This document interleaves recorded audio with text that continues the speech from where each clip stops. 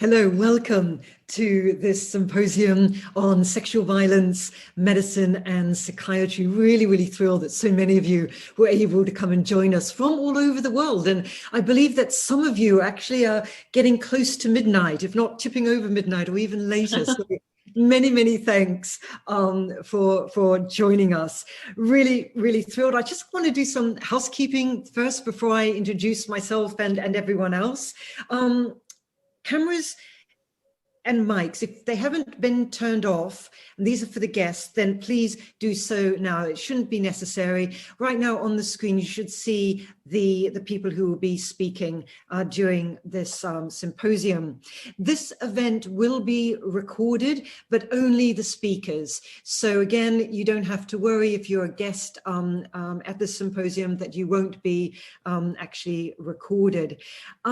You'll notice that we have the chat facility in Zoom. So please, if you have any comments or any questions, please just post them into the group chat and they will be picked up offline after the symposium is finished. There isn't a formal Q&A, but we will get back to you about anything you post in the chat.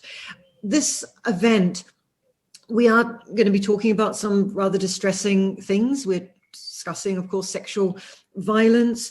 So if you do feel distressed or if you do feel uneasy or uncomfortable, please feel free just to leave. And if you want to come back later on, you will already, all of the attendees will already have been sent a link to our safeguarding statement ahead of time, but you'll also find that in the chat on the side. So if you want to refer to it, please do so.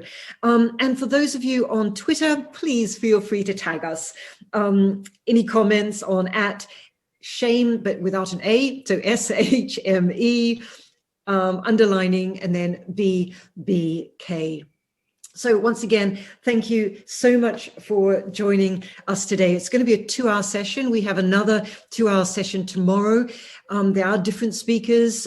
Some speakers are the same and some are different. So please feel free to come to one or to come to both. I suspect for most of you, the decision is about your time zone. But welcome. My name is Joanna Burke and I am the principal investigator of the SHAME project. And SHAME stands for Sexual Harms and Medical Encounters. And it is a Wellcome Trust funded project, which is very interdisciplinary. And I think what distinguishes us from other projects that look at sexual violence is that we have a particular focus on medical and psychiatric aspects of sexual violence. So really pleased that you can join us. Just tell you a little bit about our setup today. In a couple of minutes, literally in 1 minute, we're going to each introduce ourselves. Just really very quickly, our names, where we're from, and what we work on, the titles of our papers. Most of you will be familiar that these papers that we've been giving are all online. They're all on our website. Hopefully you've been able to listen or watch some of them, if not all of them. If not, doesn't make any difference. There will be 3 discussants who will talk us through some of those, some of the papers we find interesting and some of those ideas. So that should take each of the 3 discussants. We'll speak for around 20-ish minutes. And then we're going to go into a discussion period. So, I really hope you enjoy the session. I'm certainly looking forward to it very much. But first, shall we just introduce the speakers? I'm going to introduce myself, then I'm going to do it in alphabetical order. So my name is Joanna Burke. As I say, I'm the PI, the principal investigator for the SHAME project, and I'm historian at Birkbeck University of London. Next on my list in alphabetical order is you, Ruth. I wasn't sure if it was going to be first names or second names there. My name is Ruth Beecher. I'm a historian also at Birkbeck in Joanna's SHAME team. And I research through archival and oral histories the way that community-based health practitioners respond to child sexual abuse. Thank you. And I've just discovered that it's not actually by first name, it is by surname. So Angelica Clayton is next. Hello, everyone. My name is Angelica Clayton, and I am a PhD candidate in the History of Science and Medicine department at Yale University. My dissertation, which the talk today was taken from, is tracking the history of psychological trauma research in the United States from the 1970s through to the early 2000s, sort of looking at how theories of trauma have created particular conceptions of an embodied, intergenerational, and unbounded human. Thank you. Kate Davison.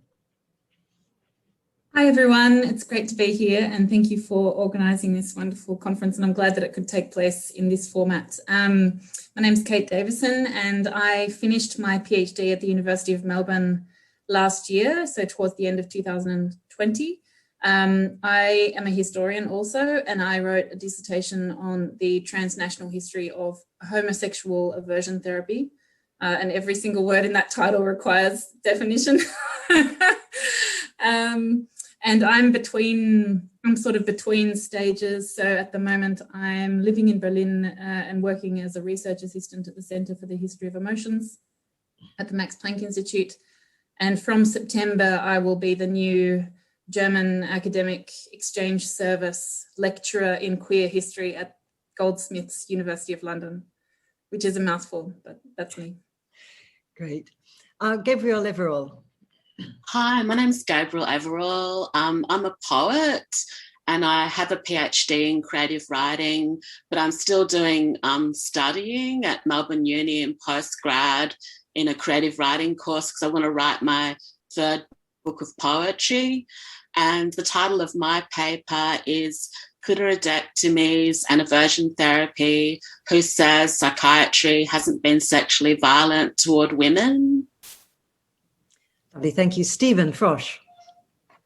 Oh, hi, I'm Stephen Frosch. I'm a psychologist in Montquet. I'm now professor in the Psychosocial Studies department at Birkbeck. I work mostly on psychoanalysis and cultural and social issues, but through the 1980s and 90s, I worked clinically with children who've been sexually abused and wrote about that. Thanks. Samina Mullah. Thanks for the invitation. It's nice to be together in this way. I am speaking to you from Milwaukee, which is the traditional territory of Menominee, Fox, Mascoutin, Sauk, Potawatomi, Ojibwe, and Ho-Chunk people on the shores of Lake Michigamme, which is still a gathering place for many Indigenous peoples in the US. And I'm a visitor here. I'm currently an associate professor at Marquette University, and I'm an associate fellow of the Shame Project. Come the fall, you can find me at Emory University in the Department of Women, Gender, and Sexuality Studies, teaching feminist science studies and public health related research courses. And my paper is Nursing from the Stand, Victimized and Victimizing Bodies, and I research forensic intervention into sexual violence and the use of forensic science in courts of law in the United States. Thanks. We have Gethin Rees, who will be joining us in the second hour. So if he pops up, that's who he is. Jacqueline Taylor.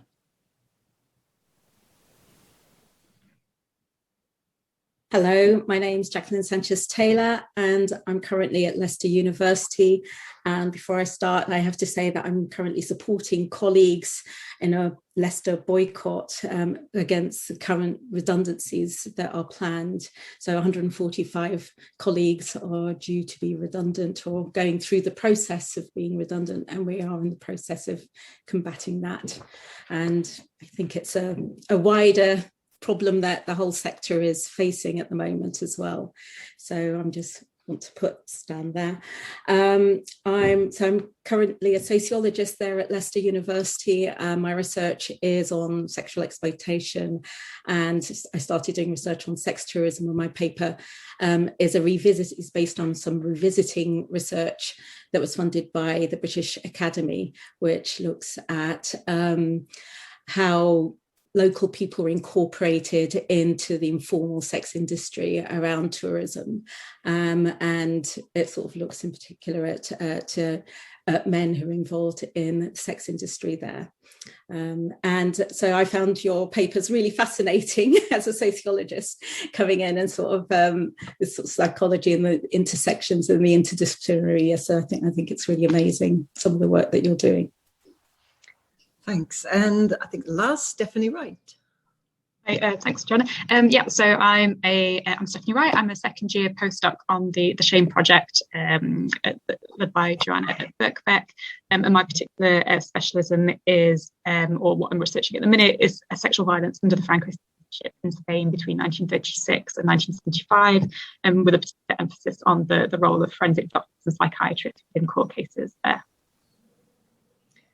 Great. Look, thanks so much. Really looking forward to hearing all your views, both the discussants as well as the people who have presented our papers, which, as I said earlier, are all on our website, so you can watch the their entire papers there. But for today, we're going to, as I said earlier, we're going to have 3 discussants. I will start, followed by Stephanie Wright, and then followed by Stephen Frosch. And we're each going to speak for about 20 minutes about the papers that interested us, or the ideas that came through in the papers, and then we're going to go into a discussion. So if I can start, I'm going to start actually with one of my favorite, not favorite, you can't have a favorite rape poem, but a poem that really spoke to me a lot when I was thinking about this topic. And it's by Adrienne Rich from her book, Diving into the Wreck. And it is simply called Rape. And it goes like this. There's a cop who is both prowler and father. He comes from your block, grew up with your brothers, had certain ideals. His ideals stand in the air, a frozen cloud from between his unsmiling lips. And so when the time comes, you have to turn to him, the maniac sperm still greasing your thighs, your mind whirling like crazy. You have to confess to him you are guilty of the crime of having been forced. And you see his blue eyes go narrow and glisten. His hand types out the details and he wants them all, but the hysteria in your voice pleases him best. You hardly know him, but now he thinks he knows you. He has taken down your worst moment on a machine and filed it in a file. He knows or thinks he knows how much you imagined. He knows or thinks he knows what you secretly wanted. I think, Rich's poems, I think it alludes to so many of the topics that emerge in the talks that form part of the symposium today. And these include, of course, the difficulties in speaking about rape, including fears of not being believed, or even worse, being judged blameworthy, as well as the kind of miasma of shame thickly clinging to that word victim. Her poem reflects notions of bodily disgust, traumatic aftermaths, the role of language, including poetry, in communicating pain, loss, resentment, fury. The poem draws attention to the stigma attached to being a survivor of sexual abuse and having to confess to the crime, or being guilty of the crime of having been forced. So in other words, sexual harms kind of destroying worlds of sociability. But I think the poem does a lot more than simply recount a response to rape. It places the reader as the violated other, the you in the poem. You see his blue eyes, the hysteria in your voice pleases him best. On the one hand, we have the suffocating proximity of people who engage in harmful acts. On the other, the distanced detachment of those who are supposed to provide help. Now, this learned detachment has been a theme of a number of papers in this symposium, which focus on bearing witness to the distressed person, and on some occasions, literal witnesses, such as the nurses that Samina Mullah so powerfully evokes. The clinical, ideological, emotional labor provided by sexual assault nurse examiners within the courtroom requires them to push back against puritanical awkwardness, against false systems of belief, those ideals or rape myths that Rich writes about that stand in the air, frozen cloud from between his unsmiling lips, and against assumptions about what is normal. Miller's discussion about the normal, which a lot of other people in the symposium have also returned to time and again, I think is particularly pertinent when we turn to forensic nurses who, perhaps unlike police, jurors, judges, often are forced to acknowledge the fluidity of normal in terms of bodily traces required for corroboration, emotional comportment, for example, defiant recitations of facts rather than tears, and self-preservation, including delaying a disclosure. These are also topics that Angelica Clayton addresses historically by turning to a diagnostic category which was invented 1970s, early 1970s by psychiatric nurse and Burgess and sociologist Linda Holmstrom. And this is, the paper discusses rape trauma syndrome, RTS. I mean, RTS is not so familiar to many people today. It's been superseded by PTSD, but it was incredibly powerful in the 1970s and the 1980s. And I think in part, this is because it located rape as a gendered diagnostic syndrome that inflicted specific harms on girls and women. So in other words, it's rape trauma syndrome, not PTSD due to combat or car accidents. It's now similar to Muller's forensic nurses. RTS was fundamentally about what was normal, what was considered normal. Burgess and Holmstrom observed that women responded to rape in a wide variety of ways, none of which should be used to deny the reality of their assaults.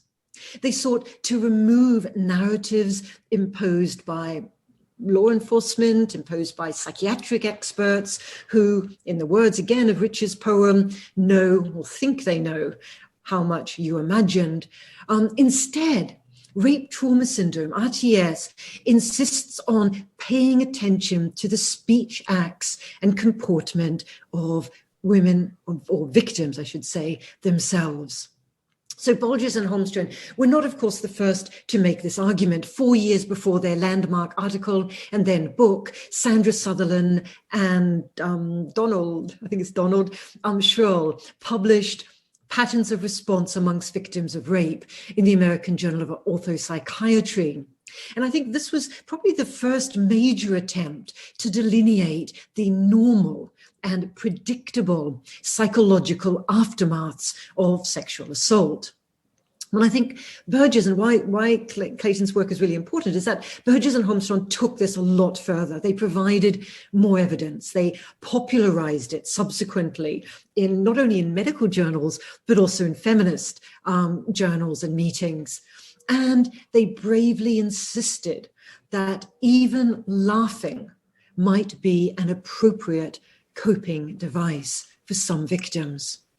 Now, it's a topic that I've had particular interest in for many years, but Clayton's argument identifies an important shift, I think, from what was originally conceived of as emphasizing women's embodied responses to what courtrooms translated into performances. And of course, not only was this a highly raced performance, but it was influenced powerfully by other intersectionalities. For example, sexuality, gender, the performance of male victims, which is fraught for very different reasons, age and generation, religion, and constructed notions of able-bodiedness. This latter issue is discussed eloquently by Patsy Frawley and Amy O'Shea in their paper, which is a real devastating critique of the multiple ways victim survivors who happen to have disabilities are rendered invisible. The problems that they identify have a very long history, unfortunately. I trace this in an article in Women's History Review, which is on open access. And I think a crucial aspect of the neglect is the way that people with disabilities are thought to have a diminished sense of personhood. People with physical or learning difficulties are not right holders. Rather than being acknowledged as agents in their own lives, they are passive objects of care, and often these forms of care are in themselves harmful. Many are told that abuse makes them special. They are not given sex education, so may not even be aware that they are being molested.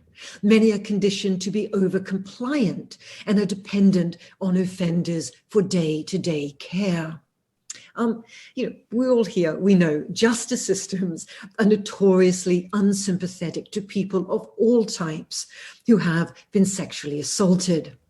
But physically and intellectually impaired victims are some of the most powerless complainants, particularly if they are minoritized in other ways as well, for example, being Black. Indeed, I think, for me anyway, the most distressing aspect of many of the papers in the symposium is the extent to which victims are seen to be blamed for their own violation. In Rich's words, victim survivors are required to confess to him that you are guilty of the crime of having been forced. Elizabeth Robert Peterson's paper, I think, shows us or illustrates this in really stark ways. When members of the Australian Armed Forces during the two world wars claimed that even their very young victims were prostitutes and therefore fair game. And of course, when those victims are racialized, the perpetrators dealt with incredible leniency. Fundamental issues of formal justice intrude in many of these papers. Some of the most interesting, I think, are those that draw attention to the construction of expert knowledge. And this has been explored most directly by Gethin Rees when he turns to the, I will get this right, alcohol-induced sleepwalking defense. That is a defense that a man is not responsible for his actions because he'd been sleepwalking as a result of excessive alcohol abuse. Rees's really close reading is an exemplary example of science and technology studies with its emphasis on the socially constructed nature of scientific knowledge and its passion for exploring how knowledge is created and contested and recreated. So it made me curious listening to his paper about the other side to these debates, and that is those not affecting offenders, which is what Rees focuses on, but victims. After all, in the late 19th and early 20th centuries, there were furious scientific debates about whether chemical technologies such as alcohol, chloroform, nitrous oxide gas rendered female complainants responsible for their own sexual assault. So what we see if we look historically is that from the mid-19th century onwards, such questions, which is the opposite, the other side of what Rees looks at, appeared time and again before the courts, even implicating William Wilde, the father of Oscar Wilde, in a major court case, I think 1864, where he's accused of using chloroform to sexually assault his mistress. Remember, this is a time when chloroform was as easily to purchase in shops and from street hawkers as alcohol. So the questions they asked in this period were, could stupefying substances as well as hypnosis, which is another argument, which I don't have time to, but could these bypass free will? Did a girl or woman who succumbed to a man's embrace while under the influence prove that her true self not only consented, but was actually sexually voracious? And crucially, who? Which experts were to be believed? Crucial when it comes to court cases. Reese's arguments about offenders in the late 20th century, I think, provide a really ideal lens with which to explore these historical questions as well. Now, it's not surprising, given that the symposium focuses on medical and psychiatric aspects of sexual violence, that attention is paid in many of the papers to the medicalisation of rape and rapists. One approach has been to focus on sexual abuse by doctors of doctors. And this is most notable in Louisa Stone's paper, which foregrounds relations of power. But also an important theme in Gabriel's Everall's study of the role of medical professionals in carrying out clitorectomies. The resulting trauma is due not only to the assaults themselves, but also to the responses to the abuse by others. So this stream of research takes trauma as a starting point. I mean, I think it's fair to say that at least since the 1980s, trauma has become sort of a master concept within the field. A number of really excellent papers in this symposium have touched on, or not touched on, explored, detailed the trauma in the context of victim survivors. This includes a defense of neuroscientific approaches to post-assault trauma by Susan Egan. Egan goes so far as to argue that neuroscience does not have to be pathologizing to or for survivors, but can become part of empowering feminist practices. Other researchers, make sure I'm mentioning everyone here, other researchers focusing on medicalisation turn towards those men who inflict harms. They ask, are rapists medically ill? And this question has been debated by psychiatrists, psychologists, forensic nurses, other medical professionals since the late 19th century, even before. The most influential commentator, though, was Richard von Krafft-Ebing in his 1886, well, that's the English translation, Psychopathia Sexualis. In more recent decades, shouldn't say that. When I say more recent, I mean since 1952, shows I'm an historian. More recent decades, the mental instability of sexual offenders has been debated in all the various editions of the DSM, the Diagnostic Statistical Manual, the Bible, if you like, of American psychiatry, as well as the International Classification of Disease, the ICD, which is used in over 140 member countries of the World Health Organization. But in this symposium, Kate Davison, she does something really interesting. She looks at a number of Australian and American psychiatrists and their role in labeling perpetrators of sexual harms as men suffering from paraphilias. Para meaning deviation, philia meaning attraction. So paraphilia, attraction to deviance, sexual deviance. She shows, firstly, that women victims are basically ignored by forensic psychiatry, at least prior to second wave feminism. And second, that she shows that the focus of psychiatrists has been on normative versus non-normative sexual behaviors, rather than harmful versus non-harmful ones. In other words, they're concerned with what is normal. They're concerned about homosexuality rather than harms, rather than, for example, the harms done to young victims subjected to sexual practices by adults. And my own research also looks at, again, the opposite of Davison's, which is, well, when is medicalisation rejected by psychiatrists?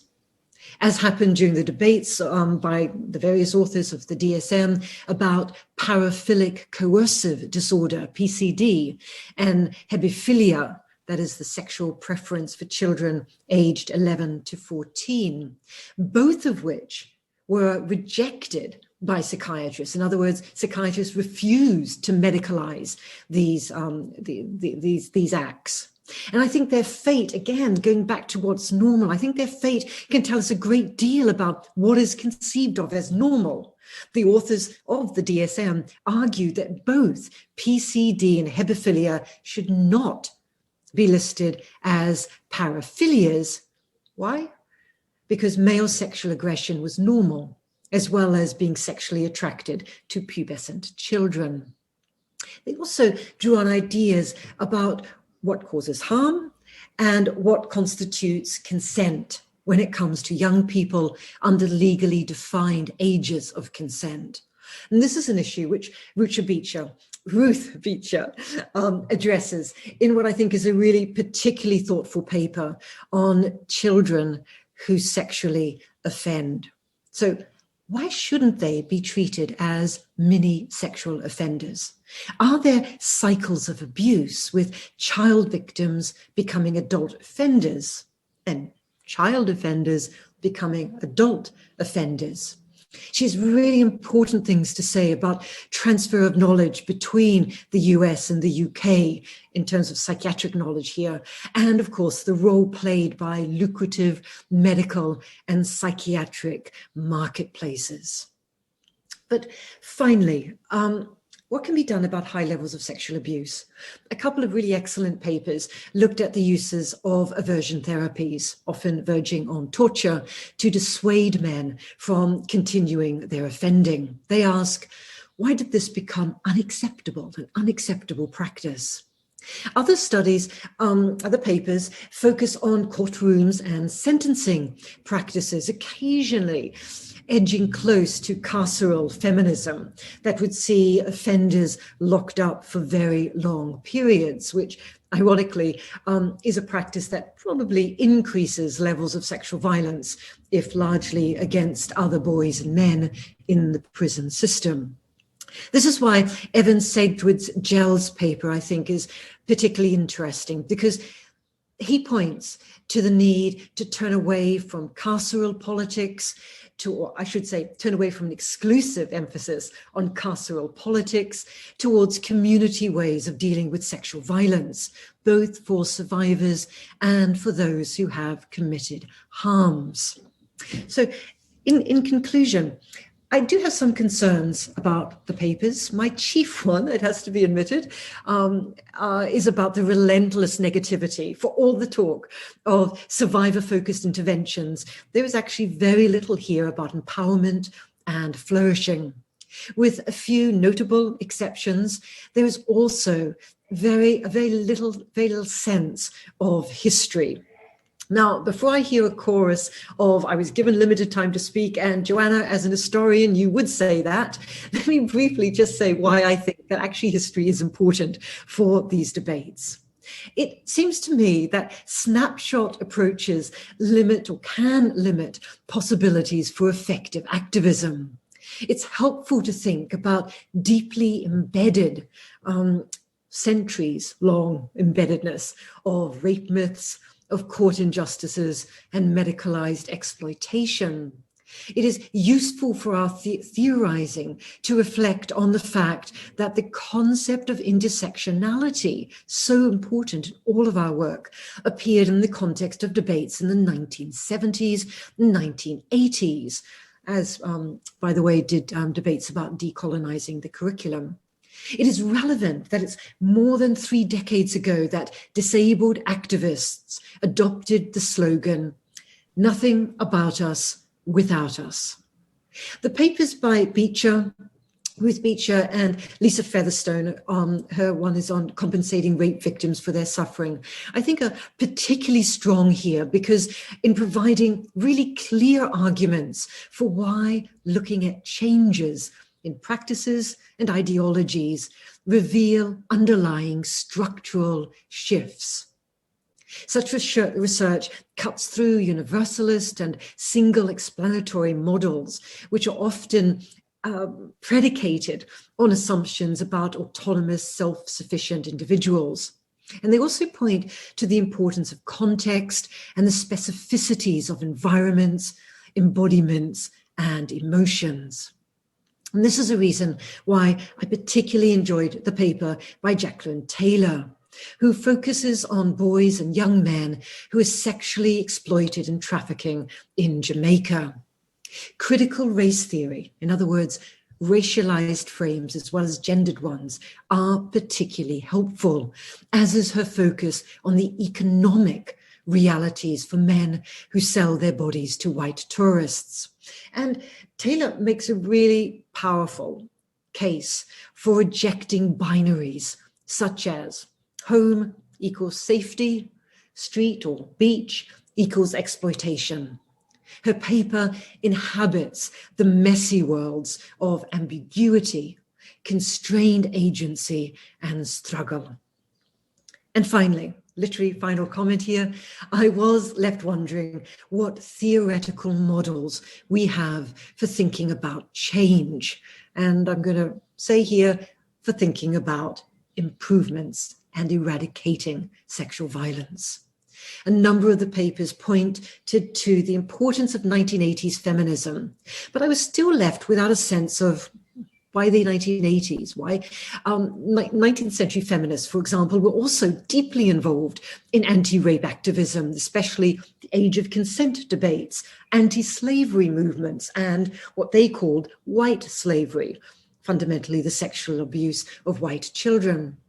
Feminists and our allies need a better sense of how change for the best happens by exploring progressive movements, even those which are fleeting, perhaps inadequate, always, I think does enable us to imagine anew ways to forge rape-free worlds. Thanks, that's the end of my talk. I think I was exactly 20 minutes. I'm now going to hand over to Stephanie Wright for her reflections on the papers. Thanks very much, Janet. Let me just get my paper up. I'm going to start my timer so I don't go over. So yeah, thank you. Thanks, Joanna, for those reflections. I think there'll be a few common points in what I'm about to say here.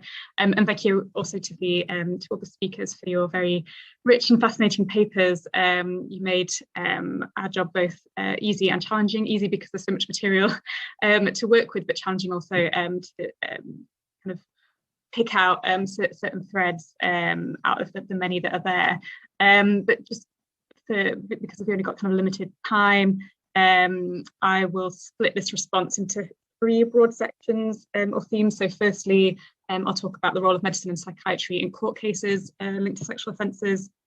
Secondly, I'll look at how you've all discussed the victims of sexual violence, and then finally, how you've all discussed the perpetrators. And all of those three themes will bleed into each other, but that's the kind of broad structure of these musings. Several of you offered insightful papers on the role of doctors and psychiatrists within the courtroom, with most of you in some way or another pointing to the paradox of medical evidence, which is at once perceived as a kind of objective arbiter of truth, especially by juries who have come to expect to see medical forensic evidence at trial, but also the highly ambiguous nature of this evidence, which is incredibly permeable to highly subjective cultural understandings of sexual violence, or even permeable to factors which have little to do with the case in hand. And so the keynotes from Samina Muller and Gethin Rees were particularly instructive in this regard. So Samina, in your paper, this kind of permeability was particularly clear through your analysis of how sane nurses reproduce cultural notions of the feminized body. And I was particularly struck by the scrunchie analogy used by one nurse, which was a clear example of that kind of ambiguous role of nurses within the courtroom. So these nurses might try to bolster the victim's case by countering jury preconceptions over the bodily manifestations of violence, i.e. reassuring the jury that a lack of bruising or tearing is perfectly normal, while at the same time playing into those pre-existing notions of femininity by reframing anatomical resilience as inherently feminine. And this idea that forensic medicine in the courtroom can reinforce broader, more cultural understandings of gender reminded me of Gethin's 2012 work with Yvonne Crozier on forensic medicine in the Victorian period, and your conclusion that forensic specialists did not challenge but rather reinforced gendered understandings of sexuality, particularly with regards to female passivity. In that sense, we can consider forensic medicine as something of a mirror which reflects and reproduces social inequalities.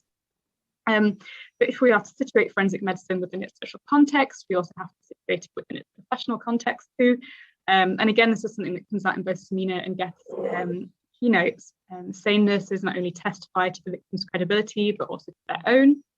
And there can be a degree of slippage between the nurse as an expert witness and the nurse as a witness to a more subjective issues, such as pain. And then, as Gethin's keynote also very clearly showed, this duality of the expert as professional and also as a person with their own agenda, including career ambitions, can also have a profound impact on the use of forensic evidence at trial. The case of Colin Shapiro and his professional motives for taking a particular stance over the question of whether alcohol is a trigger for sleep parasomnias is a striking example of how factors that have nothing to do with a specific sexual assault case under examination can enter the courtroom through the medical professional. In both of your papers, you point to the unreliability of medical evidence in the courtroom, and Samina, on your keynote, you mentioned how sane nurses admitted that general injury means nothing, which echoes critiques of forensic evidence voiced by Rose Corrigan and others. So perhaps a talking point for the discussion afterwards could be, well, what does medical and psychiatric evidence really bring to the courtroom? Should we eschew medical evidence altogether, given how easily it can be misunderstood by juries or dismantled by the defence? Or is it a case of incorporating greater acknowledgement of these ambiguities into court practice, especially with regards to the training of jurors, and pivoting to different kinds of medical testimony, such as kind of, I think, say nurses comment specifically on victim trauma. And here I'd like to refer to Suzanne Egan's contribution to the conference, which seemed to offer a more kind of optimistic view of the role of medicine and body knowledge in supporting victims through trial. So even though feminist discourses have been sceptical about the work of victims of psychiatrists relating to the victims of rape, which have often been seen to pathologise female victim survivors and detract from the social and political roots of sexual violence, Suzanne posits that neurobiological insights can help to explain the embodied effects of sexual violence and help to explain, for example, why some victims may have only fragmented recollections of an assault. But in this sense, discussions of trauma can be enabling for victims on a number of levels.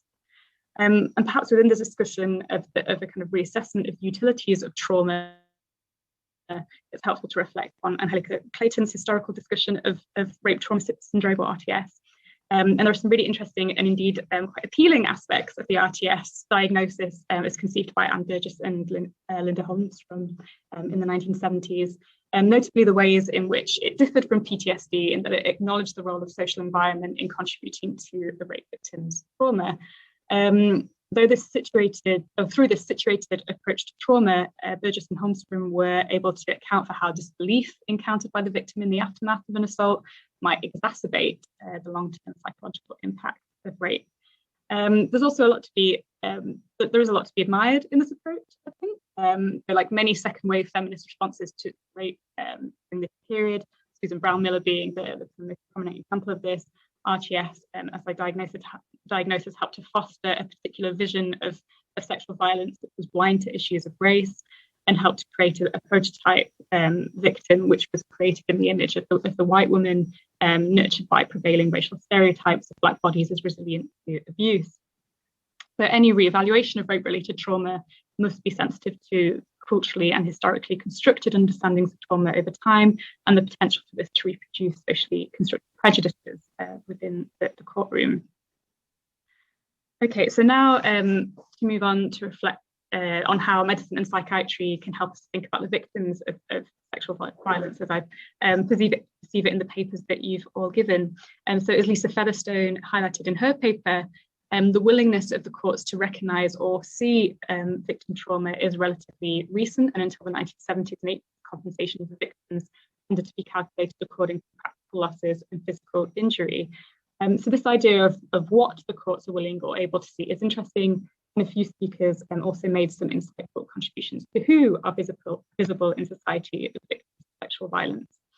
The third keynote address from Patsy Frawley and Amy O'Shea in particular outlined the invisibility of disabled victims of sexual violence, particularly those with intellectual disabilities or those with disabilities resulting from brain injury, despite a general acknowledgement that both men and women in this position are more likely to be victimised than their non-disabled peers. So we acknowledge that disabled people are more likely to be victims, but we still struggle to see them in society and in practice.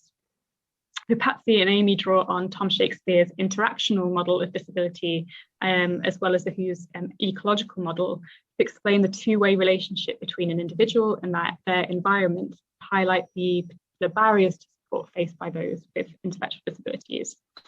I'd like to pull out two of these barriers because they could perhaps be applied more broadly and might be interesting to discuss in the Q&A. So firstly, community level factors, where people with learning disabilities are often perceived as unproductive or non-citizens, which is something that you mentioned or that you picked up on, Joanna, and can therefore be invisible to abuse services. For example, if personal surveys only see people who are living in private homes. And then similarly, at a social level, policies and practices such as segregation, segregating of disabled people in separate schools and other institutions, further others disabled people, making them invisible to sexual violence services. So this attention to how social structures can render certain victims invisible resonated with a few other papers. And here I'm not only thinking about Angelica's discussion of RTS as a white diagnosis, but also Ruth Beecher's discussion of how notions of class prevented certain researchers into child sexual abuse from seeing incest between siblings as sexual abuse. In the first part of this talk, I focused on the courtroom, but we mustn't forget that in order to get to trial, sexual violence has to be detected or disclosed. And there are many barriers to children disclosing sexual violence. And Ruth's work in this paper and her work more broadly emphasises the onus placed on medical practitioners in the community to see child sexual abuse. As I think you mentioned, Ruth, such abuse can hide in plain sight if class-based assumptions of normative child sexuality are allowed to shape medical professionals' understandings of sexual violence. On this note, it's perhaps worth thinking about how different constellations of sexual violence are more visible or more readily acceptable than others. Again, Ruth, in your paper, you cite Nicholas Groth's assertion that 82% of sex offenders have been victims themselves, many of whom rather become offenders upon adolescence. The perpetrator as former victim is something often left out of academic and public health discussions of sexual violence, and perhaps because, or precisely because it disrupts this comfortable binary between victim and perpetrator and forces us to acknowledge societal failures to support young victims and potential victims of abuse. For some, it's perhaps easier to double down on retributive approaches to justice than to adopt more empathetic approaches or more community-based approaches, as Evan Sedgwick Bell mentioned in his paper, to prevention, if the latter means acknowledging a degree of collective responsibility for crimes that many find too heinous to even contemplate. In Jacqueline Sanchez-Taylor's paper on trafficking discourses in Jamaica, he offers a detailed exploration of how a particular framing of sexual violence can obfuscate and even exacerbate the causes of sexual violence. As you highlight, in Jamaica, the entrenchment of this trafficking discourse has created the impression that children are taken against their will from safe homes, ignoring the role of poverty and abuse against particularly the LGBTQ+ community in pushing people out of their homes, and ignores the possibility that sex work can offer an escape from an abusive home. As you highlight, the trafficking discourse also precludes an evaluation of the supply side of sex work, especially the rather ambiguous role of white female tourists in feeding sex work industries in Jamaica, but also elsewhere. And then if we return more closely to the kind of medicine psychiatry focus of the conference, there's also a link here with Louise Stone's paper on sexual abuse of doctors by doctors. The doctor positioned in our society as this healer is often above suspicion, and it can be extremely challenging for those abused by doctors to challenge such perceptions, particularly in the case of renowned experts who are perceived to be carrying out important work into human health and disease that benefits society as a whole. I'm not sure if those joining from outside of the UK will be familiar with the case, but in the 1990s, there was a very infamous case of a GP, Dr. Paul Harold Shipman, who murdered hundreds of patients in his local community. And the way he got away with this for so long was partly because of the level of trust that he enjoyed within the community, but also the fact that most of his victims were elderly women, so a particularly invisible demographic within our society. So even though Shipman's crimes weren't in nature, there are echoes there between that case and Louisa's work, where female doctors victimised by their male colleagues are similarly disempowered, but for quite different reasons, including the pressures of professionalism, which for women often means absorbing with grace the deeply unprofessional behaviour of their male co-workers. Gabrielle Everall's paper also spoke to the theme of medical professionals as perpetrators. In the cases you outline of the use of clitoridectomy in aversion therapy, the doctor's position of power enables them to mask violence as cure. This particular paper I thought raised some really interesting questions over the very meaning of sexual violence.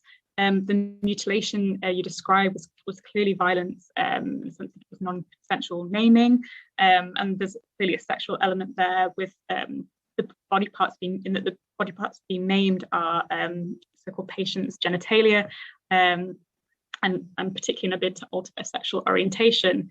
But somehow this, I can't quite put my finger on why, but it feels kind of different to how we might define rape or other types of sexual abuse. So what makes violence sexual? Is it to do with an imbalance of power? Is it to do with body parts? I know, Joanna, you've written about this before, so I wondered if your thinking had evolved on this point since you wrote your first book on rape, which had less of a medical focus than your current work. Another question we might want to reflect on in the Q&A is the extent to which the recent high-profile outing of sexual perpetrators in the medical profession has facilitated a greater reckoning with other medical perpetrators of sexual violence. Here I'm thinking particularly of Larry Nassar, the former doctor to the USA National Gymnastics team, who was found guilty of abusing hundreds of young women and girls in his care. And he was also the subject of a very popular 2020 Netflix documentary called Athlete A. So do these high-profile cases empower victims to come forward, or are they easily dismissed as isolated abominations? In the Nassar case, rather, there seemed to be a kind of particular shock because of the vulnerability of his victims, who often wearing these star-spangled banner leotards almost seem to embody the kind of picture of American ideas of girlhood innocence.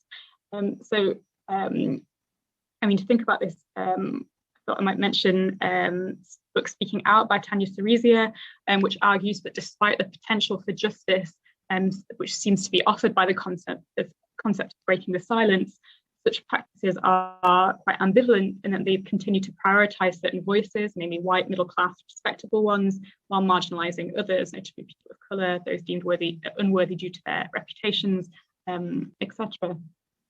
And indeed, Elizabeth Roberts-Peterson's paper speaks to the persistence of victim blaming discourses by high-profile politicians and military personnel, despite the Me Too movement, which really kind of brings into question the longevity of Me Too, especially now that kind of big fish like Weinstein, Epstein, Maxwell have all been dealt with, or who are being dealt with. And as Evan Sedgwill-Gell mentions in his paper, despite the fact that sexual violence is often an intimate act, and disclosing abuse is often viewed as an inherently political one and can lead to backlash against the victim, which is deeply traumatizing in itself. And then just finally, I wanted to end with a few reflections on perpetrators.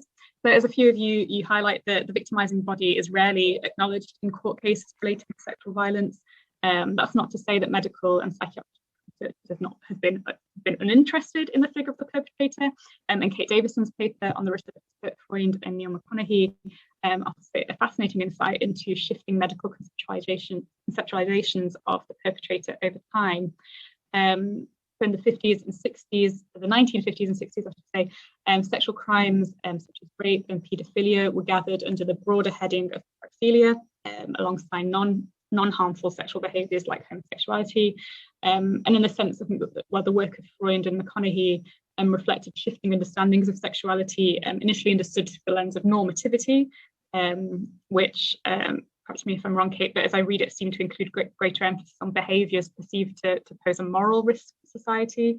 And then later, this kind of shifts more to be seen through the lens of harm. So here we might want to take another discussion point, and I'd be interested to hear your reflections on the cultural influences which have shaped medical understandings of the perpetrator.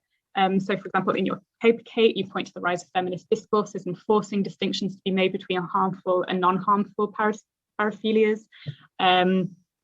Guess you identify less tangible conceptions of quite the normal behaviour of perpetrators, which slipped into Shapiro's supposedly expert testimony. Ruth, in your paper, you discussed the influence of US medical culture, which is geared towards the greater marketization of care, and how that threatened to influence or threatened to foster a greater propensity to define young people in the UK as sex offenders. So how have different medical and legal cultures defined perpetrators differently, particularly in the global South, which is relatively underdeveloped at this conference? Lisa's paper was particularly interesting in this regard, as her analysis of compensation cases identified greater willingness to acknowledge or see a perpetrator or a perpetrator's crimes when these are assessed through the lens of a victim's trauma. It seems to me that part of the issue is that courts are far more willing to compensate the victim when this has no bearing on punishment for the perpetrator, which begs the question why are the mainstream courts so willing to prioritise perpetrator well-being over victim trauma, particularly I'm thinking about within a generally retributive system where there aren't these kind of community-based alternatives to punishment, if you like. And then thinking more in terms of more intersectionally, I had a final question for Patsy, who isn't in this session, but she'll be there tomorrow, and it's perhaps something we can think about in her absence, is whether she'd worked with intellectually disabled perpetrators of sexual violence. A lot of the issues discussed in Patsy and Amy's paper, such as socialization, higher risks of abuse, a general refusal to acknowledge that the sexual citizenship of young people with learning disabilities often means that they're left out of conversations about sex education and about sex more generally, which can make them less likely to understand consent and more likely to commit acts of sexual harm. So I kind of had, I was curious about whether Patsy and Amy had done some work on perpetrators there. And just to kind of finally wrap up those who are familiar with the Shame Project, that one of our partners is a UK charity called Respond, which runs a circle of support and accountability scheme where people with learning disabilities who've shown sexually harmful behaviours are supported by a group of volunteers, which helps them to better understand relationships, including sexual relationships. And so I thought that kind of thinking about your point, Joanna, about solutions, I thought perhaps that this kind of more empathetic approach is perhaps a model we can think about expanding to beyond disability studies and beyond that. So those are my musings. I will stop there, and I look forward to hearing your reflections, Stephen.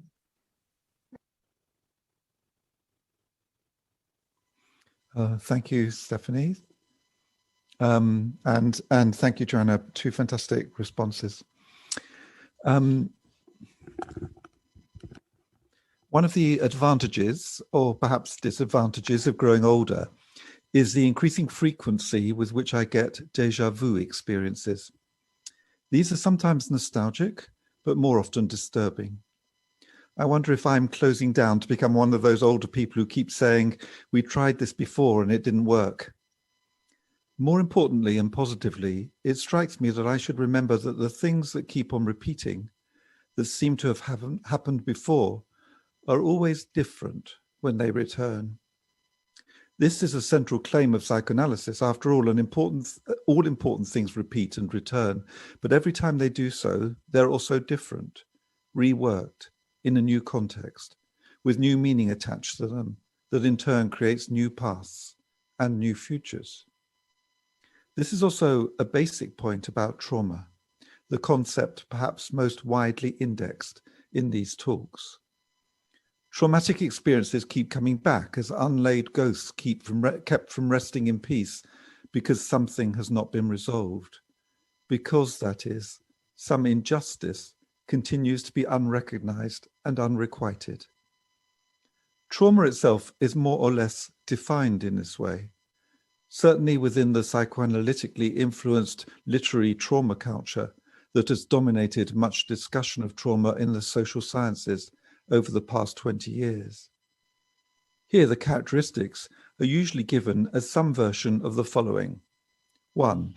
Trauma is characterized by repetition, circularity, or stagnation in terms of its relation to temporality, in contrast to conventional forms of narration or historiography, which is linear, causal, and sequential. Trauma leaves a person locked out of history, in which what returns is not experienced as past, but instead as imminent, as overwhelmingly present in the present. This results in a more general collapse of past and present in opposition to the clear-cut separation of now and then held to be necessary for healthy functioning. As one psychoanalytic trope puts it, the problem is of converting ghosts into ancestors, and this has not happened. 2. Trauma testimonies are fragmented, cryptic, and muted, raising accusations of being incoherent, incomprehensible, and untrue. This relates to Dory Laub's somewhat overstated differentiation between narrative and historical truth, but it also describes a certain kind of speech or writing, the performance of which attests to the presence of trauma. Indeed, the argument is circular. Trauma leads to apparently incoherent testimony. Incoherent, that is fragmentary, affect-full or affect-less testimony, indicates the presence of trauma. Speaking too coherently suggests something overworked and hence untrustworthy. We might note about this that the promotion of fragmentation as the truth of all testimony, all narrative even within much contemporary thought, sometimes as an aspect of decoloniality, but also of elite post-structuralist argumentation, is part of the evidence for the domination of a trauma culture. There are no coherent narratives, or coherence in narrative is automatically suspicious given the realities of psychic and social complexity.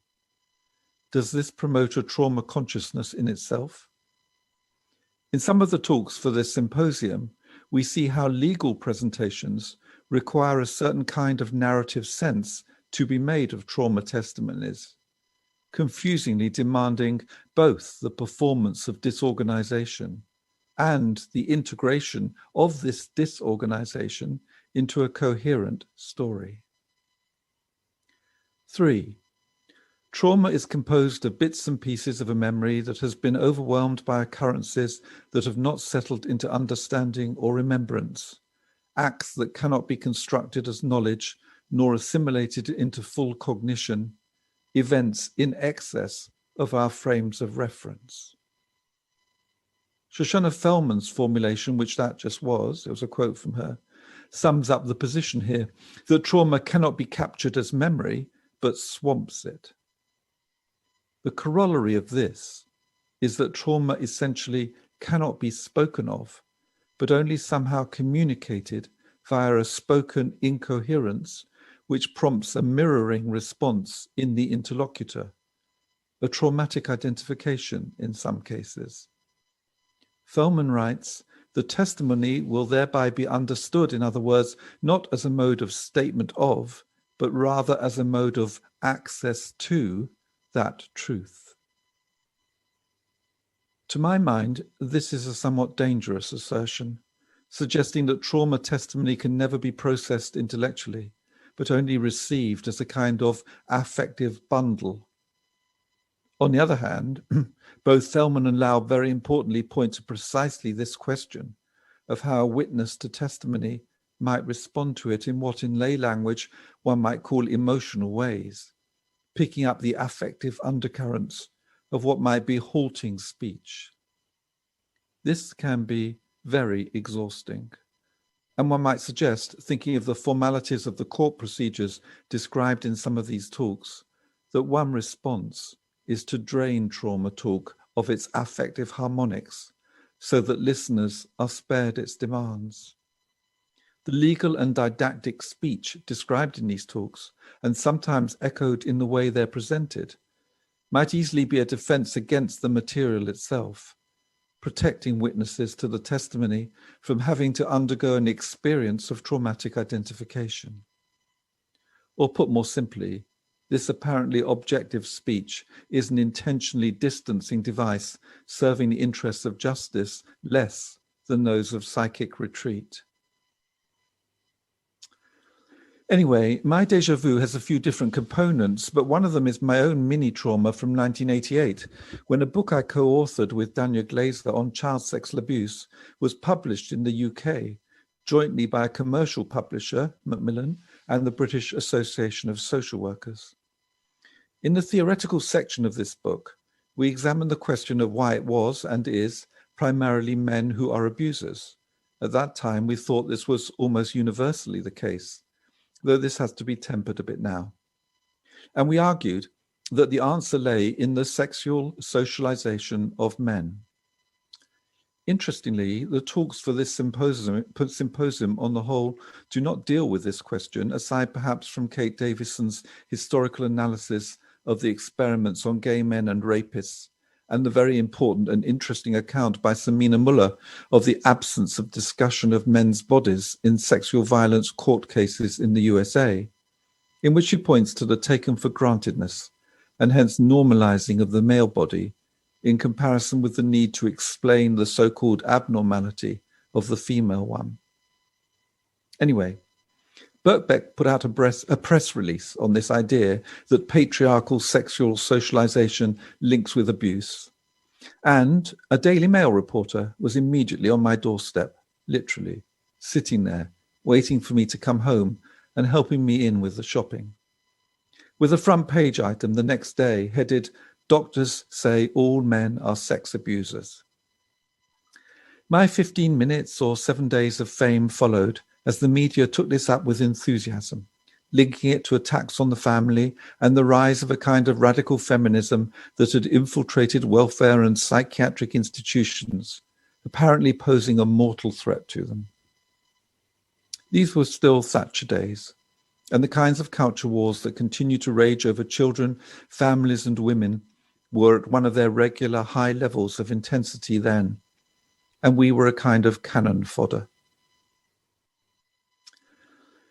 I raise this here because it flooded back when listening to these talks, but so did the more substantive issues, making me wonder what has changed. Allow me one other brief personal moment before I come more fully to the papers. Recently, I've been involved as a chair of governors with a primary school local to where I live. We had some issues of what's now called safeguarding, relating to concerns over children involved in sexualized behavior. And this resulted in referrals through the local multi-agency safeguarding hub, or MASH as it's known, to my mind appropriately. What struck me most was how little has changed in the last 20 years or so since I stopped doing child protection work in the NHS. There is the same experience of confusion about what's normal sexual behavior and what might be indicative of something pernicious happening. The same muddle about what should be reported to whom, the same leaking boundaries and uncertainty over lines of responsibility, the same mutual recriminations amongst professionals, and perhaps most of all and most relevantly to the papers for today, the same defensive practices in which referral, case conferences, and erratic emergency action almost always then dropped, leaving people in total limbo, take the place of thoughtful, child-centered work. As Ruth Beecher asks in relation to professional protocols around children who are sexually abusive, In the wake of multiple inquiries and statutory guidance that focuses practitioners' time on procedure and process rather than building trusting relationships with children, one could ask who is being protected by such guidance, children or institutions? It's the end of the quote from Ruth. Child sexual abuse then and now has this capacity to promote moral panic and the terror of being found to have done something wrong, to have the blame slipped onto the professional, often leaving children who have actually been abused foundering, wondering who they might be able to trust. This is yet another way of not listening to trauma, part of a very widespread problem with trauma discourse, which assumes, as in the definitions I gave earlier, that the problem is the lack or incoherence of speech, meaning that a trauma perseveres because it is not properly enunciated. In this model, trauma maintains its characteristic tendency to return and repeat precisely because it cannot be adequately symbolized by the sufferer, and so is not properly digested or worked through. The problem, however, may not be so much with the lack of speech on the part of the trauma victim or its incoherence. The problem seems much more intensely located in the lack of listening and the incoherence that so excruciatingly typifies the response to victim testimony. We saw this 40 years ago, as women who had been abused years earlier started to come forward with their reports of failed attempts at disclosure and how this had subsequently silenced them.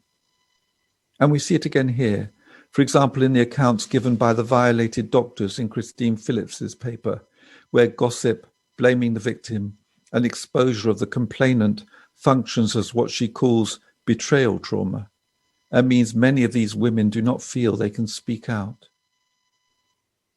The early psychoanalyst Sandor Ferenczi, by the way, articulated this 100 years ago in his classic paper, Confusion of Tongues, where he states that the obfuscation of abuse by abusers, which broadly he terms hypocrisy, is the source of much of the trauma experienced by their victims.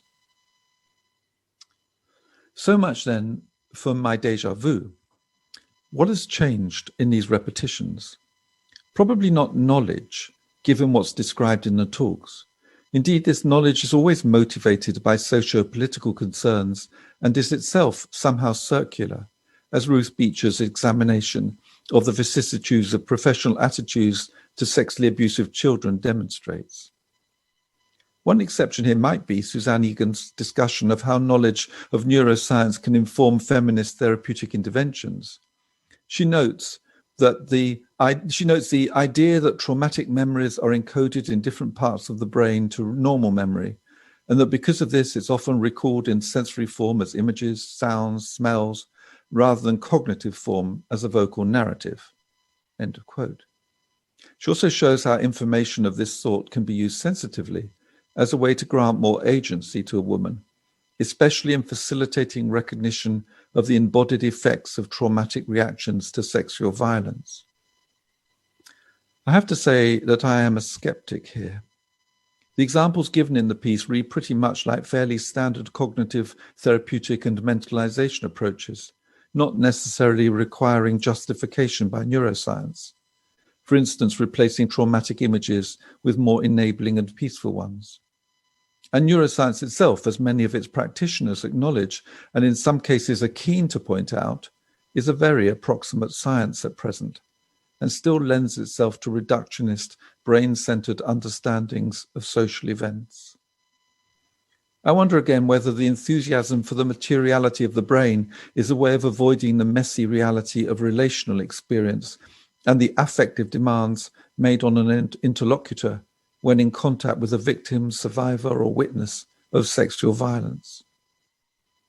Explaining how the brain works might be a substitute for a relational encounter with suffering, enabling recourse to expert language and the credibility of science as a protection against emotional engagement.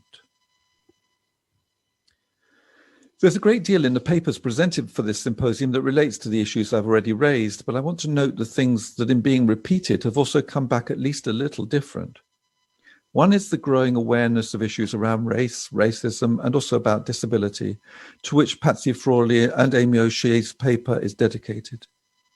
Interestingly, the disability issue, despite being very important in the statistics of sexual violence, is, I think, confined to that paper, suggesting a sequestering of apparently intersectional issues that still predominates even amongst very aware social scientists.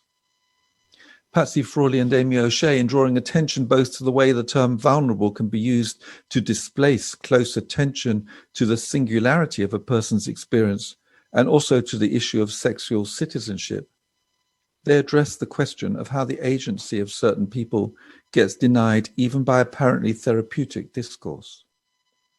The direct actions of discrimination and prejudice, for example, in relation to Black women's bodies, comes up several times in the papers, but the problem runs much deeper than that. Questions of how to think about sexual violence within various communities and of how to address racism and ableism, as well as the more obvious sexism in the system of response to sexual violence, are highly contentious still. Again, drawing on some of my own experience, I recall working with the strictly Orthodox Jewish community in London in the 1990s and having to think about a lot of difficult issues. How to gain access to a closed community suspicious of outsiders, how to work with resistant community leaders, how to deal at one and the same time with a community that was subjected to deep prejudice amongst professionals as well as generally, yet where there was clear evidence of unacknowledged and unredeemed child abuse. Evan Sedgwick-Gell's analysis of organizations, stressing the necessary jump from a medicalized and psychological understanding of trauma to social theory, and also noting how revelations of sexual violence can strike at the heart of an organization, may be relevant here, not just in relation to small organizations, but to whole cultural groups. More generally, there is increasing recognition of the complexity and centrality of racialized discourses, in particular in relation to sexual and, of course, other violence. But while this gets mentioned several times and is highlighted in Samina Muller's paper, it's not treated here as a determining force in its own right. Given the prominence of thinking on race and decoloniality, reflected, for instance, in the Black Lives Matter movement, this is perhaps surprising, or maybe symptomatic of how we continue not to see the discriminatory forces that structure social life. I want to note two other areas of repetition with difference from these papers. One seems to me to be genuinely new, even though it grows from work on discourse and social constructionism that obviously has a long history. This is the penetrating analysis of how sexual violence gets constructed in the court system, both in Samina Muller's paper about the US and Gethin Rees's set in Canada.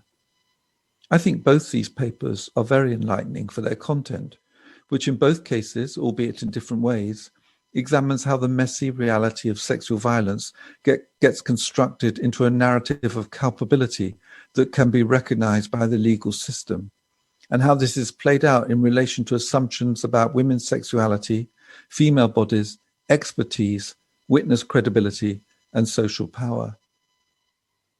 I have to say that in the very few cases in which I had to attend court as a professional witness, I avoid the term expert advisedly. I did not find it easy to fit my uncertainty about what was going on with the demands of the witness stand. Those who become regular experts seem to have less trouble with this, and Gethin Rees shows nicely how this can be tied up with professional reputation and turf battles over influence that are enacted in, but not limited to, the court situation. The nurses in Samina Muller's study seem especially adept at taking on the role of neutral scientific advisor to the court. As she points out, this is striking in relation to the way the female body somehow needs to be explained, and how in that process of explanation, the emotional impact of the violence, the real trauma, one might say, has to be taken out and then smuggled back in. The performance requirements on witnesses and victims and survivors become central here. Again, something that's obvious in hindsight, but I don't think was as strongly recognized a couple of decades ago, except perhaps by feminist observers in rape cases. Here, a point made by Angelica Clayton about how victims of sexual violence have to perform trauma for the jury, or at least detail how they appropriately performed trauma before, that was a quote from her, is very familiar, though no less important for being so. This leads me finally to the issue of trauma itself. Angelica Clayton gives an intriguing counter-history of trauma through the concept of rape trauma syndrome and argues that although in comparison with the PTSD legacy, this is still telling a medical history, it's one that does not limit trauma to a biomedical model.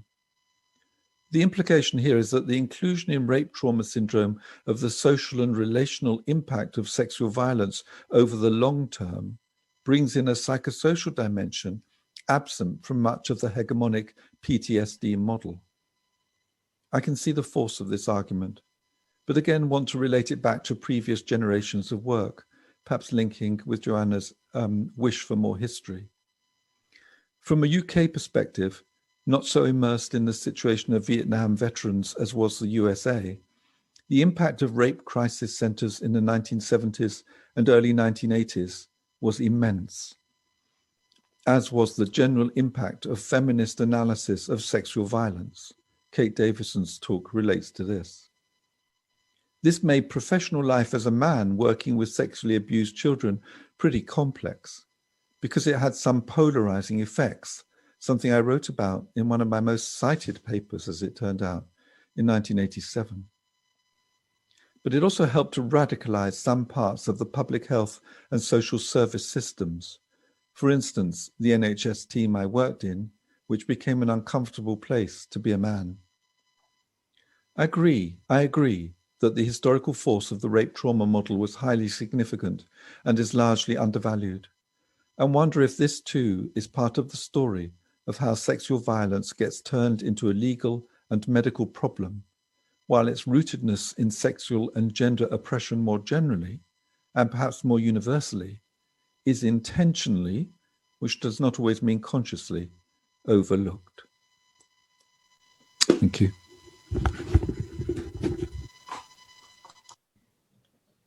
Thank you very, very much, Stephen and Steph. Can we get everyone back into the room here so that we can have a discussion? There's such a rich array of questions that came up in my talk, but particularly I think in Steph's and Stephen's talks, including, so I'm still on view speaker gallery. Thank you. I've just moved it to gallery.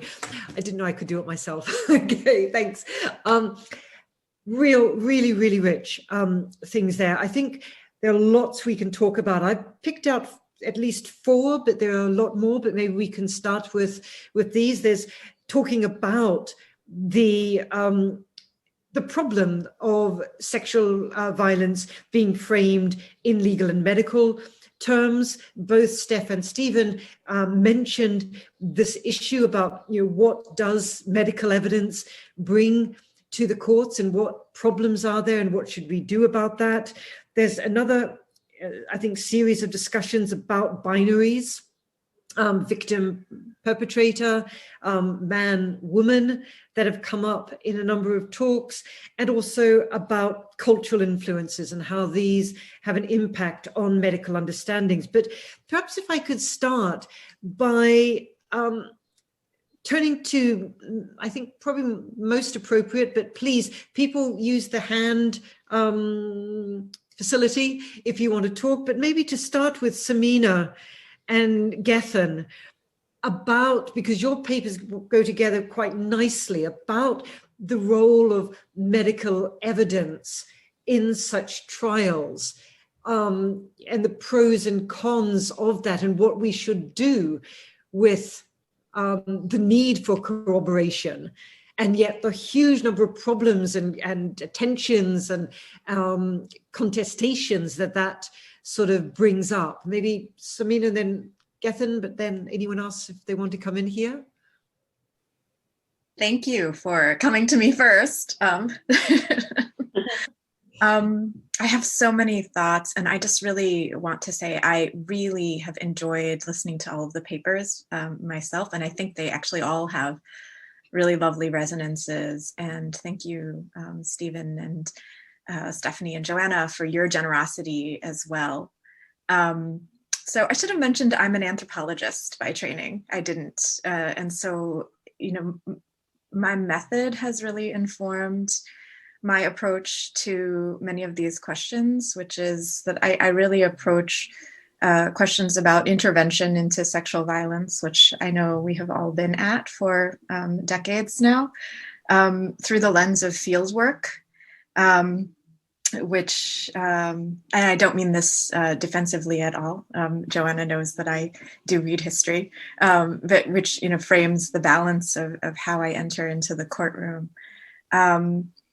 And I think that, you know, many of us understand that, particularly when you're looking at, you know, the so-called science of sexual violence, which we can, you know, we haven't talked about Kinsey, but when I was listening to the aversion therapy, and, you know, I've been in the room where they showed us the plethysmographs and, you know, looked at a lot of the archives around the sort of history of sexology.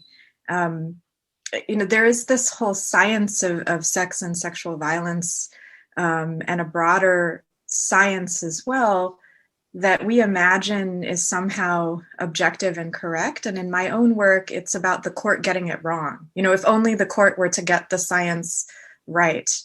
But I think all of us know, working in very different places, that first of all, there is no unitary science of sexual violence, or medical science of sexual violence, right? It's very, very localized.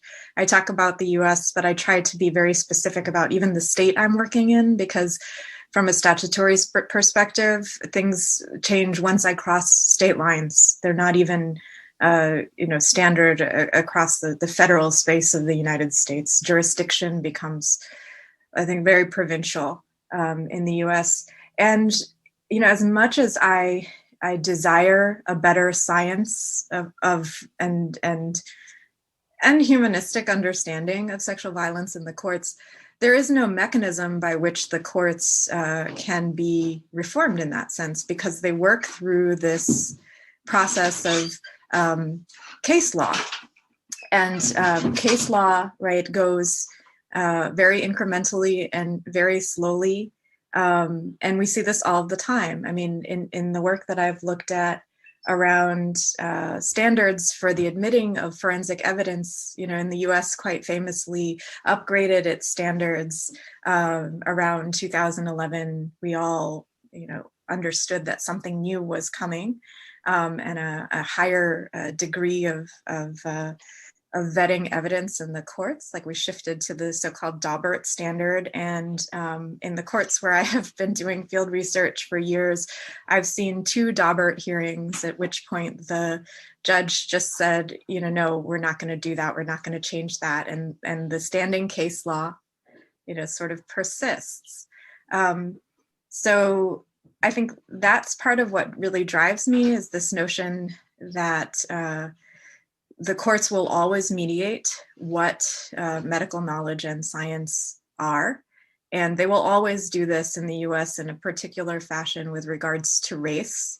I don't talk about abilities and disabilities so much in the paper that I did for the keynote today, but I will say that there is a great deal of sort of silence about disability in the courts as well, when it comes both to victims and perpetrators. And that is actually built into the case law and rules of evidence. It's sort of forbidden to be spoken of, that all of these determinations precede the ability to be a victim or to be a perpetrator. And once you get to the point of the trial, no one may talk about ability. And so there, you know, I think there's some resonance there.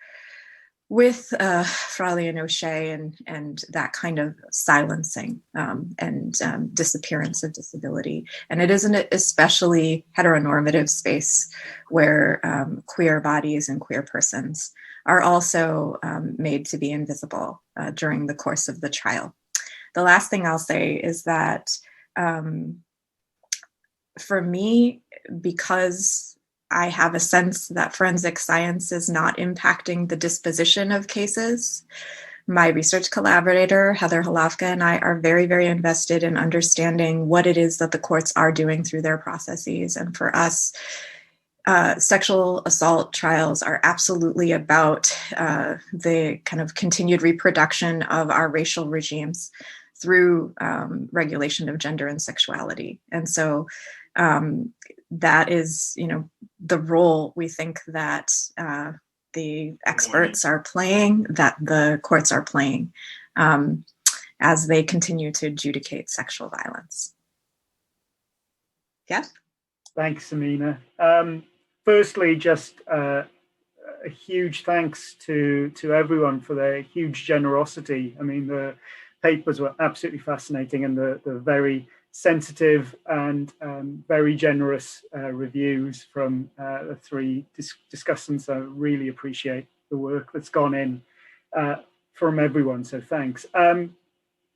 Following up from Samina into this question about medicine and what work is it? I remember during the end of my PhD when I was very much, I was very angry, and I was very much looking at the sort of questions Samina's asking now, like there's no physical evidence, there's no, what is the forensic examination actually doing? What work is, what are forensic experts providing? And I clearly wanted to say, well, just get rid of it. I mean, absolutely, we don't need forensic evidence because it's not doing what it says on the tin. It's not doing what it's supposed to be doing. And I remember my supervisor, Steve Sturdy, said to me at that point, well, do you want us to go back to the pre-genetic evidence where you just say, it wasn't me, I never touched her, I've never met her before, stranger assaults, and so there is a sort of baseline work that forensic medicine is doing, is that it's changed the nature of defense. We know that now that in a sexual assault case, it's going to be a consent case. Even in cases where it's a child, you then get things like the sleepwalking defense or intoxication or other kinds of defenses that are there. But what forensic has done is change the nature of the game to move it away from predominantly stranger, I've never met her before kind of discourses. The question that was really came through in some of the discussion points was this question about whether these tensions between medicine, law, and activism are in constant state of tension. And this has been sort of challenging me for quite a while. And a lot of the work that I've done has been on this exact question on, is there this sort of conflict that plays out between medicine and law in forensics? And my feeling is that it's not so much a thing. I think that when you see a lot of the work that's been done to produce this sort of role conflict or medical legal tension, it's done in a sort of rhetorical way to serve some purposes. So Stephanie mentioned the work that I did previously with Ivan Crozier, and again in that paper what we tried to do was demonstrate the way that the Victorian medical professionals who did not have authority, did not have forensic access, or were not forensic professionals, were drawing on the legal beliefs about women and children. And medical professionals basically said, we have a test for that. We have a tool which will allow you to say this working class child has this stain is from uncleanliness rather than from sexual violation. And so they were buying into, the medical practices were buying into legal discourses about the true, quote unquote, true proper victim. And these were classed, gendered discourses. And so while, and a lot of the papers that and Stephen's fascinating discussion just then were based around trauma, and we see trauma itself as being necessarily potentially a progressive and positive turn, as it was postulated as rape trauma syndrome. What then happens is the co-opting of trauma, and to use Sheila Jasanoff's term, the co-production of medical and legal concepts in order to fit within, to do something that works for both medicine, law, and in some cases, feminist activists. So the example that came to mind for me was when I was working in Scotland towards the end about the 2000s, about 2009, and the question came up whether there should be general expert evidence provided in rape cases, which basically provided discussion about trauma and responses to violence. And Scottish legal system said, we cannot include general expert evidence here. We cannot include post-traumatic stress disorder evidence because of the rules of corroboration. We need the survivor to perform appropriately to provide corroboration to enable the legal cases to come through. And so this co-option produces versions of medical diagnoses, medical categories, post-traumatic stress disorder, whatever, that functions within all domains, and maybe more successfully or not from others. So I don't see this tension. I see it's the short version that I've been trying to say. I see this sort of co-production and reproduction of medical categories and medical practices that fit within that domain. I mean, both Samina there and Gethin have touched on a number of really big issues that some of the rest of you talk about and obviously have thought a great deal about. Does someone else want to come in here and respond to either of them or give your own take on these sorts of questions? I've got something to say to Samina. Thank you. Samina, I just wanted to say I really loved your presentation, and I really found your notion of the resilient vagina very interesting, because when I experienced sexual assault, emotionally, I didn't feel like my vagina was resilient. Like I felt like it was degraded and inferior. So yeah, that's just what I wanted to say. I hope that's okay. Thank you. Absolutely. Thank you very much. Angelica, you've got your hand up. Yeah, thank you so much to everybody who's spoken already. This has been already so wonderful, and I was fastly taking notes and have much to think about for after this as well. But yeah, on this sort of like tension between medicine and legal experts and activists, I've been thinking about this a lot with all these papers. And, you know, one thing, and perhaps it's an obvious point to many of you, but one thing that I've been trying to think about is how all of these different groups have different standards for what it means to help someone and different goals. You know, so activists are working towards sort of treating this at the social and political level. We have medical experts who are working towards treating this at the individual level. We have legal experts who are working to treat this on the justice level. And all of these are different goals, but I don't think that that means that they can't be part of the same overall project and that they can't work together. But one thing that I think really creates those tensions and makes them much more difficult to resolve is this sort of idea of evidence or proof, and how tied that is to certain ideals of objectivity. Not just when an expert comes into a courtroom and is talking just about science or medicine, but I think more generally, proof for sexual violence, because it's thought about as something that happens to the body as well as the mind, gets so tied to these ideas of objectivity and factual evidence that are coming out of science. And I think this is somewhere like where science studies can really help maybe reconcile the different objectives that these groups have, by sort of allowing us to expand what it means to create good evidence, to use good evidence to prove something, to rethink really what objectivity is, you know, sort of in the vein of like Donna Haraway's work, and others who are trying to sort of complicate that boundary between objectivity and subjectivity, not throwing objectivity out of the window, of course, but sort of just complicating what that might mean. Yeah, and I think that sort of, it's really like, what is proof? that seems to me to be the like tension between these different groups, and comes back to this like question of objective or factual evidence and what exactly does that look like or mean to these different people. Yeah, but this has been wonderful so far, so I'll pass it off. And I think this is, thanks very much. It's a really important point. And this is also this not tension, the two things between the subjectivity and the objectivity, which is why I think Gabrielle's point is really appropriate here to just sort of remind us of that, that aspect. Kate, you put your hand up. Yes, thank you very much. And I really agree with what you just said, Joanna.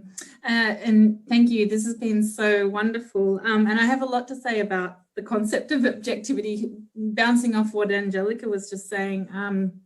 So in the psychiatrists that I have been sort of spending the last few years with, not as a patient, but as a historian, in the work, having read a lot of their work and read through a lot of the literature, one of the problem aspects that I've never really been able to solve, and I think that it's a very, very large question, is definitions around what the idea of objectivity actually even means. So, for example, I talk about the inventor of the plethysmograph.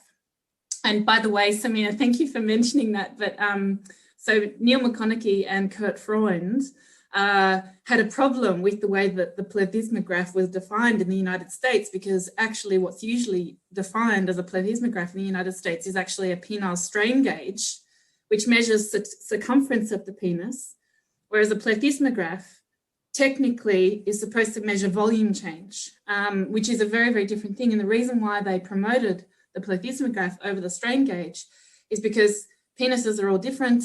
Some of them elongate and become thinner, and so you can't actually use a strain gauge as a reliable measure of anything, really. So on the question of objectivity, the objective empirical science had benefits for the homosexual community or the gay community, in the sense that it was able to kind of prove that there is a differentiation between pedophilia and same-sex desire that is, the scientific clinical research that these psychiatrists did contributed towards empirically nailing down that separation, which was then kind of useful for the gay movement. On the other hand, it also meant that they were kind of promoting this idea that you could empirically prove anything about anyone's sexuality. And so these psychiatrists, particularly Neil McConaughey and Kurt Freund, always had a very, very agnostic attitude towards what objectivity might even mean. They were empiricists for sure, but they were also humanists. And so I think that in the historical sense of psychiatrists who were working with trying to figure out what is human sexuality and what is human gender, because both of them, in particular, Neil McConaughey worked with on some of the earliest research exploring transsexuality and gender diversity. Trying to kind of figure out what is human sexuality and what is human sexual behavior and what is gender identity, using empirical tools, but always with this agnostic, frame. So this is a very large conundrum because it doesn't fit any of the neat narratives of, psychiatrists as the enemy or problematic kind of, empirical evidence being used in court. It really kind of messes up a lot of these narratives. So I think that we really need to kind of go back to sort of, first principles, or really kind of get at the root of what objectivity even means within scientific discourse. Wow.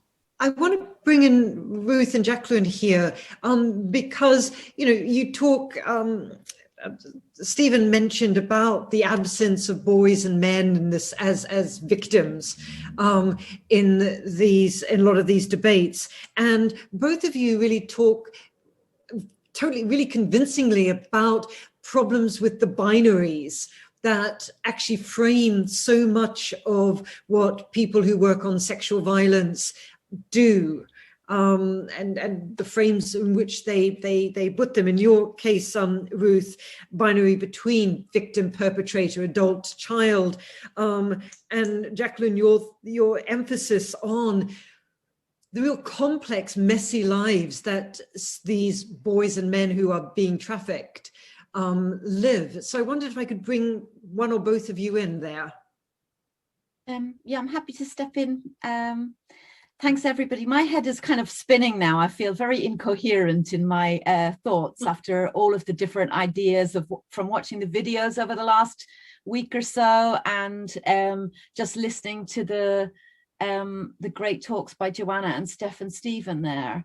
And I suppose I want to say that one of the things, before I talk about the sexualized behavior, I just want to say that one of the things that I find difficult in these conversations is I get really angry at how much time we spend talking about a process that does nothing at all for survivors of sexual violence.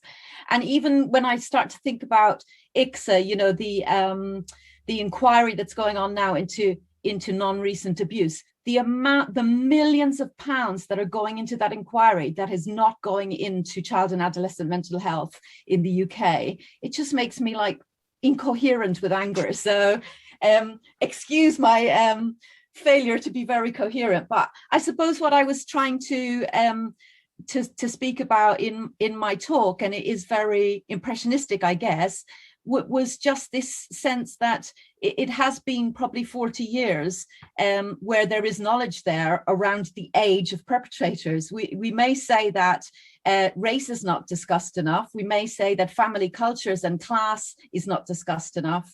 We may say we've relied on kind of, you know, the gender perpetrators being mostly male for too long, etc.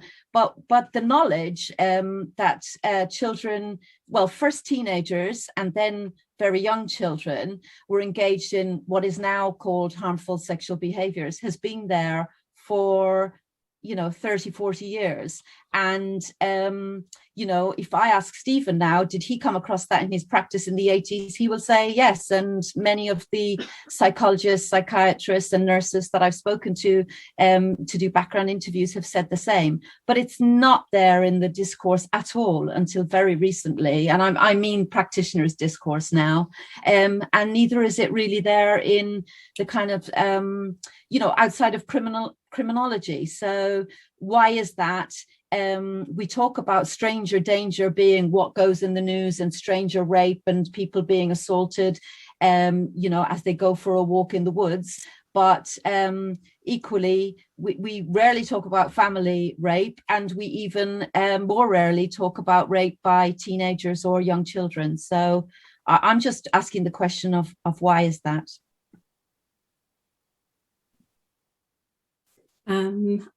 Okay, thank you. Yeah, I'm just really blown away as well by the quality of the papers. And as a sociologist, hearing all of your work, I'm just kind of trying to connect it to my work. And I'm glad you kind of touched on this idea. I think we're all engaging with what is truth. Is there a truth about it? And for sociologists, I come at it that everything's socially constructed. And so, of course, you know, nothing is fixed when something's socially constructed. It's always moving around, isn't it? And so you have definitions of sexual crimes moving, and definitions in terms of how we interpret victim response are always changing. And for my research, what I think was interesting is if you kind of go back to the history, and actually some of the papers that I was listening to, I didn't think that they would resonate with my work because they were so different, but then actually I found they did. So like with disability, for example, I thought that the fact that disabled people are kind of constructed as asexual, you know, without rights, kind of linked to this continuum that we have, where you have, you know, Black people being constructed as hypersexual, and that in you know, kind of in turn makes them non-people, makes them people without sovereignty, makes them people lesser than the white male that's the objective norm that we're all trying to be, which is constructed as the normal, isn't it?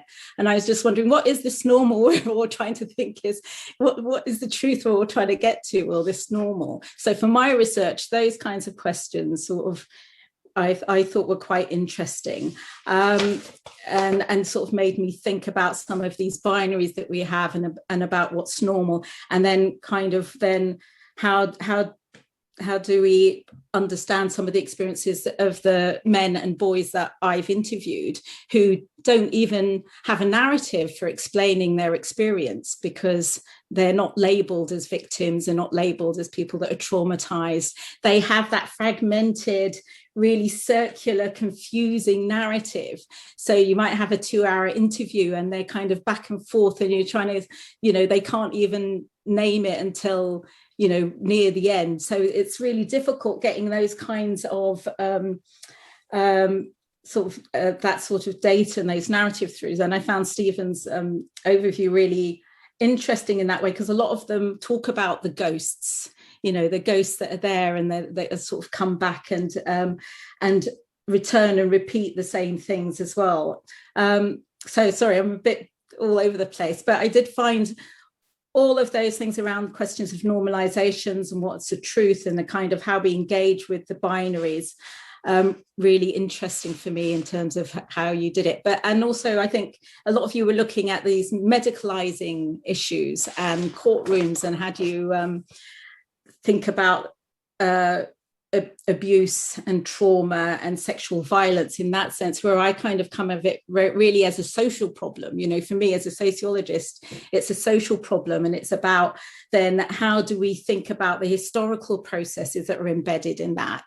And for me, it's looking at processes of racism, the afterlife of slavery, which kind of position people as very vulnerable, but not being seen as vulnerable, in particular for Black men. And in terms of the trafficking discourse as well, which is a system of policy, which really does frame how people are, whether they're seen as victims or not, and is kind of, there's a lot of, as you say, co-production in terms of who's involved in that kind of constructing victims and who are the perpetrators, which I think is, I didn't really have much time in my paper to kind of explain a little bit about some of the women that I've interviewed and how they perceive their behavior, which is not real, they don't see themselves as perpetrators or as exploiters or anything, which I also think is really interesting as well, that needs a lot more research on.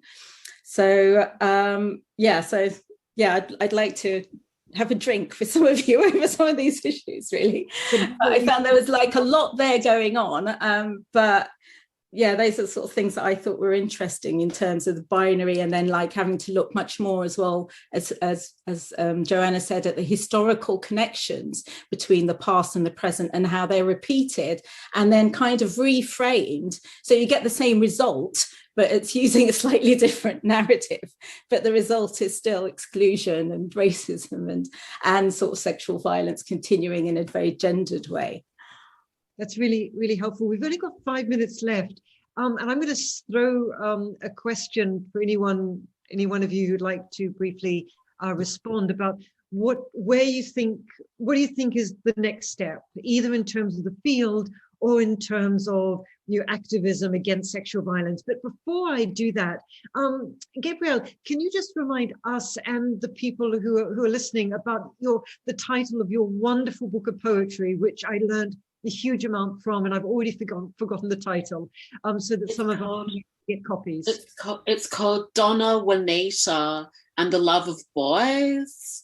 But when I say boys, I mean men, not like young boys. It's just like taken from Lacan and feminists, how they call men boys. Yeah. Great. Look, thank you. Really, for those of you listening, it's well worth reading. Let's throw it open for the last question. We've only got about less than 5 minutes, but the way forward in terms of activism or in terms of the field, your field. I find it really hard how people say perpetrators shouldn't be put in jail because I'm a victim of rape. I kind of like to see justice done, but then it sort of raises the question, how can justice be done better so boys and men aren't raped in prison? Yeah. Good, thank you. Yeah, and I think the paper by even Sedgwick Jowell is really, really good on that. He'll be at the session tomorrow if people want to hear him talk. I think, Kate, did I see your hand? You did, and I, speaking as the other Australian in the room, other than Gabrielle, I don't know. I'm a New Zealander. You're a New Zealander, fantastic. Okay, well, in any case, this specifically concerns Australia. So you know, people probably have no reason really to follow the Australian news, but if anyone was following in the month of March in particular and into April,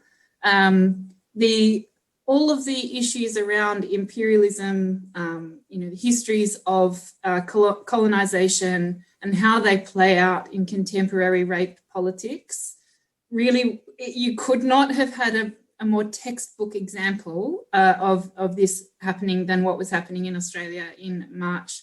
Very, very quickly, a former staff member of the governing political party made a public claim that she had been raped in Parliament House by a co-worker.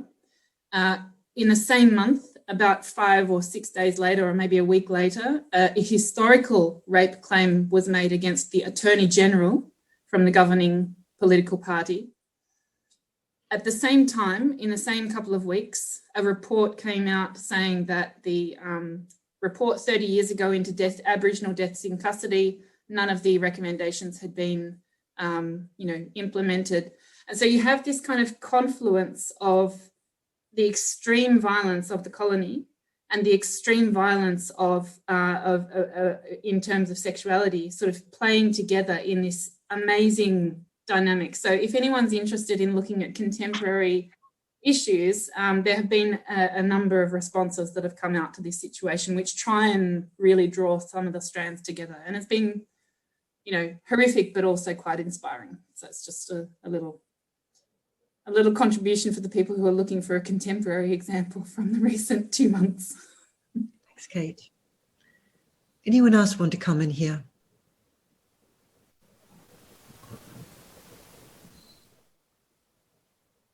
Angelica has her hand up. Oh, yeah, but I don't want to, if somebody else who hasn't spoken wants to speak, I don't want to take anybody's. You go ahead. We've still got minutes. Okay. Yeah, in terms of sort of moving forward, and I'm glad that I'm sorry that Evan is not here, because I really think that his paper points to a possible way to sort of move forward, practically speaking, not just in terms of our disciplines from where we are towards community involvement and community sort of responses rather than criminal justice or policing responses to things like rape or sexual assault.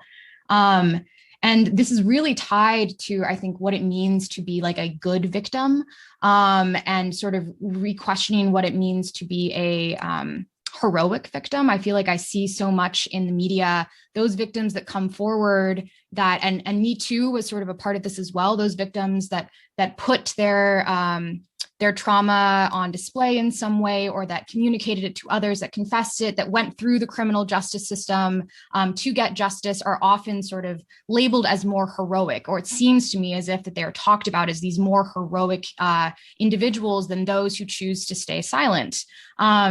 And if we think about sort of histories, especially, well, not just in the United States, but that's where I'm thinking at least, of the criminal justice system and these sort of ways of confessing your experience with sexual violence as tied to these histories of racism and sexism, but a particular racism in this respect, and ableism as well, because of course many of the people who are in the criminal justice system have disabilities.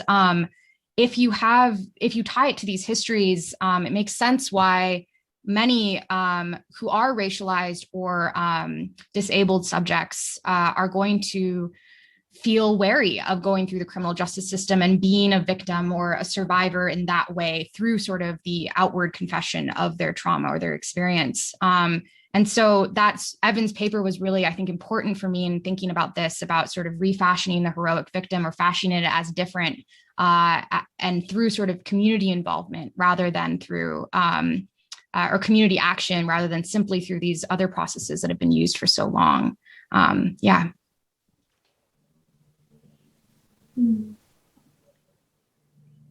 Thanks very much. And for those of you who may not be aware, we have another one of these sessions tomorrow at different times.